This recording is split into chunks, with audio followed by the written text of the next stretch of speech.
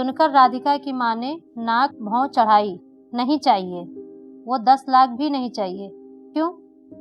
कहकर नवीन सोफे से खड़ा हो गया। बस यूं ही। राधिका ने मुंह फेर लिया। इतनी बड़ी जिंदगी पड़ी है, कैसे काटोगी? ले जाओ, काम आएंगे।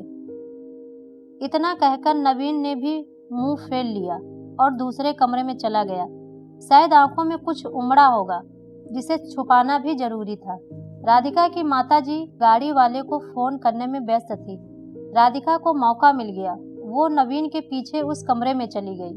वो रो रहा था, अजीब सा मुंह बनाकर, जैसे भीतर के सैलाब को दबाने की जद्दोजहद कर रहा हो।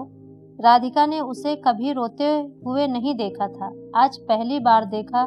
न जाने क्यों दिल को कुछ सुकून सा मिला, मगर ज्यादा भावुक नहीं हुई। सधे अंदाज में बोली, इतनी फिक्र थी तो क्यों दिया तलाक? मैंने नहीं, तलाक तुमने दिया।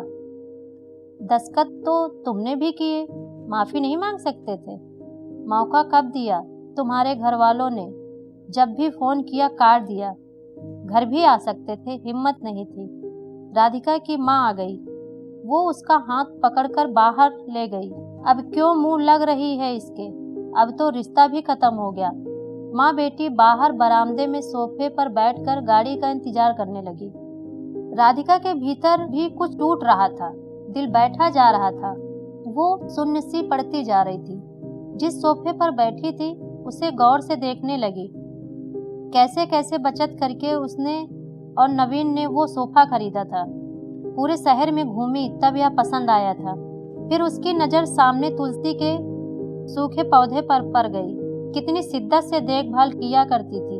उसके साथ तुलसी भी घर छोड़ गई। घबराहट और बढ़ी तो वह फिर से उठकर भीतर चली गई। माँ ने पीछे से पुकारा, मगर उसने अनसुना कर दिया। नवीन बेड पर उल्टे मुंह पड़ा था। एक बार तो उसे दया आई उस पर, मगर वह जानती थी कि अब तो सब कुछ खत्म हो चुका है, इसीलिए उसे भावुक नहीं होना है। उसने सरसरी नज़र से कमरे को देखा। अस्त व्यस्त हो गया है पूरा कमरा। कहीं कहीं तो मकड़ी के जाले झूल रहे हैं। इतनी नफरत थी उसे मकड़ी के जालों से। फिर उसकी नज़र चारों ओर लगी उन फोटो पर गई जिनमें वो नवीन से लिपट कर मुस्कुरा रही थी। कितने सुनहरे दिन थे वो। इतने में माँ फिर आ गई।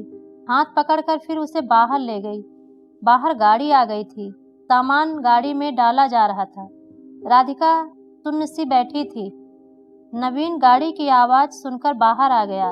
अचानक नवीन कान पकड़कर घुटनों के बल बैठ गया। बोला, मत जाओ, माफ़ कर दो। शायद यही वो शब्द थे जिन्हें सुनने के लिए 4 साल से तड़प रही थी। सब्र के सारे बांध एक साथ टूट गए। राधिका ने कोर्ट के फैसले का कागज निकाला और फाड़ दिया, और माँ कुछ कहती उससे पहले ही लिपट गई नवीन से। साथ में दोनों बुरी तरह रोते जा रहे थे। दूर खड़ी राधिका की माँ समझ गई कि कोर्ट का आदेश दिलों के सामने कागज से ज्यादा कुछ नहीं। काश उनको पहले मिलने दिया होता। अगर माफ़ी मांगने से ही रिश्ते टूटने से बच जाएं तो माफ़ी मांग लेनी चाहिए।